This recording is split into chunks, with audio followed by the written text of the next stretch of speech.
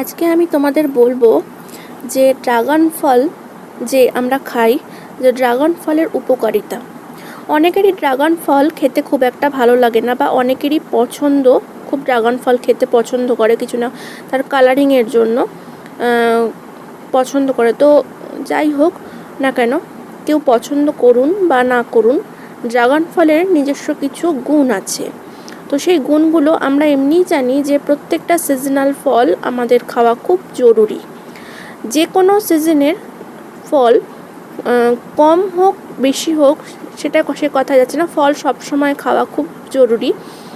বেশি পরিমাণে ফল খেলে খুব উপকার আসে, তবে সব কিছুরই একটা পরিমিত জায়গা আছে। তো সেই পরিমিত জায়গাটাকে বজায় রেখেই অবশ্যই যে কোনো ফল আমাদের খাওয়া উচিত। সিজনাল ফল প্রত্যেক সিজনের কেউ কিছু না পারুক, খুব